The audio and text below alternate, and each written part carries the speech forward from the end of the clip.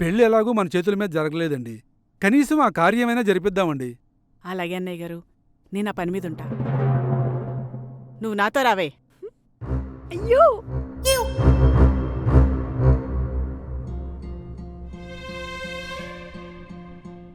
Sorry అమ్మా ఇలా చేసినందుకు. అమ్మని కదా, క్షమించేస్తాలే. చూడు మహి, తప్పులు అందరూ చేస్తారు.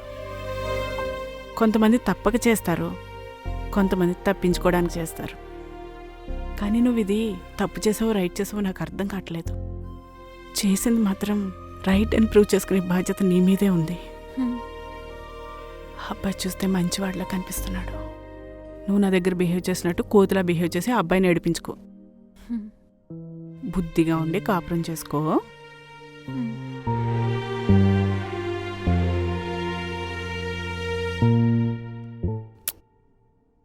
త్వరగా రెడీ అయిపో.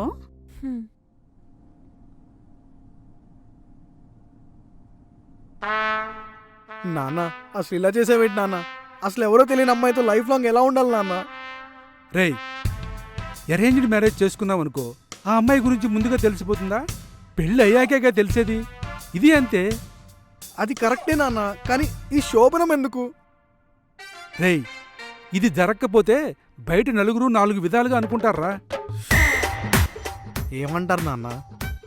నీకు మ్యాటర్ లేదనుకుంటారు. ఓకేనా నీకు?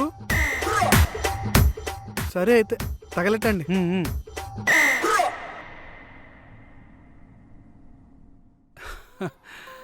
అప్పుడే ఏమైందిరా? ఇప్పుడే స్టార్ట్ అయింది. సంసారం, సాగరం, యుద్ధం ప్రారంభం.